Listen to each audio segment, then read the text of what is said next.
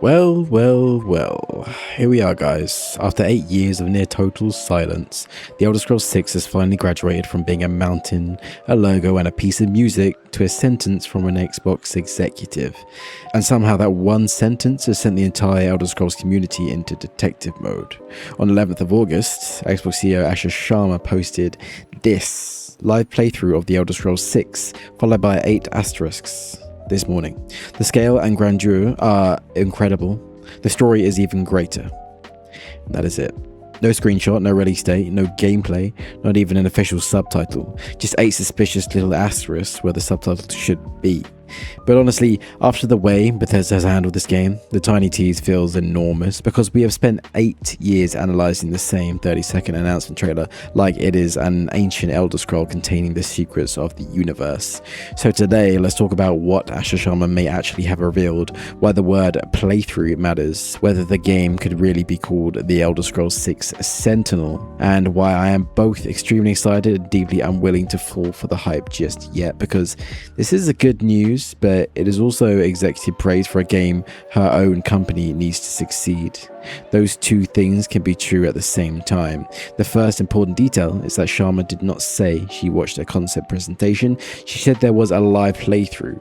Now that wording is slightly ambiguous. It does not necessarily mean she personally picked up a controller and spent 5 hours wandering around Tamriel. It could have been a developer-controlled demonstration, a curated quest, or an internal milestone build, but even with all those caveats, a playable demonstration shown to the CEO of Xbox is not nothing. This also fits a pattern. In February, Todd Howard said the game was playable, that Bethesda was approaching a major internal milestone, and that most of the studio was working on it.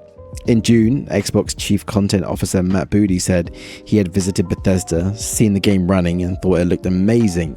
In July, Bethesda called The Elder Scrolls 6 its development priority and confirmed that it is being built on Creation Engine 3. Now, in August, the CEO of Xbox is watching a live playthrough and publicly beginning to tease its identity. That does not mean the game is coming next year. Internal builds can exist years before release, and carefully selected executive demos are designed to show a project at its best. Todd Howard himself said earlier this year that it was still going to be a while.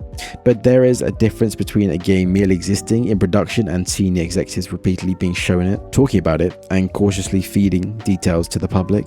This feels like Xbox testing the temperature. It feels like the first stage of warming the engine before the proper reveal. And then we have those 8 asterisks. Sharma wrote The Elder Scrolls 6, added a colon, and then used exactly 8 stars. Bethesda's own account reportedly replied using the same number. That does not confirm that the subtitle contains 8 letters, but come on, this is Bethesda. They know Elder Scrolls fans will measure the pixels in a coastline and compare them with a map of Tamriel from 1996. You don't put a colon followed by 8 asterisks into that community and expect people to treat it as meaningless punctuation. The leading theory is Sentinel. Sentinel is 8 letters. It is a major city and kingdom in Hammerfell, and Hammerfell has been one of the leading setting theories ever since the original teaser. The name also works brilliantly as a game title. The Elder Scrolls 6 Sentinel sounds clean, important, and mysterious without simply naming the entire province. Other 8-letter possibilities include Dominion, Orsinium, Balfira, Evermore, and Redguard, and while Hammerfell itself has 10 letters, the setting could still be Hammerfell, while the game is called Sentinel. Still, do not get Sentinel tattooed across your forehead yet. The stars could be a generic redaction or deliberate bait for several theories. This is a clue, not a confirmation. The part of Sharma's post that interests me far more, though, is not the title. It is the claim that the story is even greater than the scale and grandeur. That is exactly what I want to hear from Bethesda. Of course, the head of Xbox is not going to leave Bethesda. OpenX and right, yeah, it was a bit rough. Executive praise is marketing, but the specific thing she chose to praise matters. Bethesda doesn't need to prove it can create a large map. It doesn't need another presentation promising 4 times the landmass or 10,000 algorithmically generated caves. Scale is no longer impressive by itself. The industry is drowning in massive worlds filled with content that exists mainly to stop the map looking empty. What Bethesda needs to prove is that its world has a soul. People still play Skyrim because you can leave Riverwood intending to complete one quest, discover a cave and return 3 hours later carrying a cursed weapon, 6 cheese wheels and no memory of your original plan. That is Bethesda at its best. authored stories colliding with player freedom until the game produces personal stories of its own. That is also where Starfield struggled for many players. Spreading its content across so many planets made the experience feel fragmented. It was broad, but it did not always feel dense. So when Sharma says the story is greater than the scale, my hope is that Bethesda has understood the lesson. The next Elder Scrolls does not need to be Skyrim multiplied by 1,000. It needs locations with history, factions with competing interests, and exploration that feels like curiosity rather than admin. Give me fewer empty miles and more places worth remembering. Give me cities that feel politically and culturally distinct. Give me guilds with actual depth. Give me quests that do not treat the player as the chosen leader of every organization after 2 afternoons of work.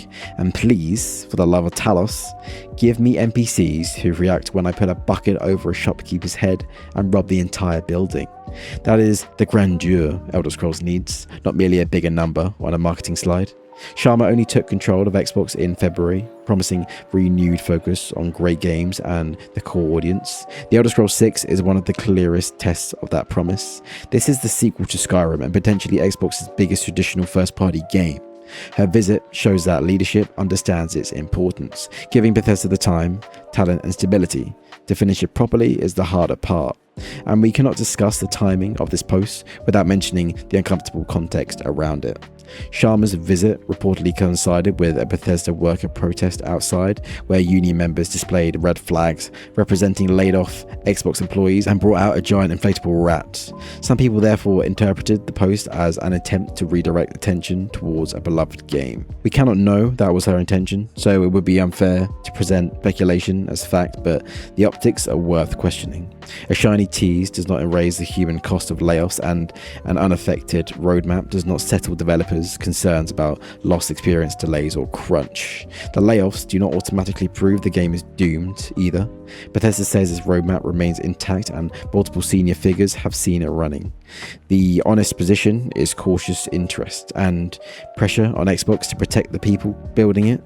So what has Asha Sharma genuinely told us? She has told us that a live version is substantial enough to demonstrate to Xbox leadership.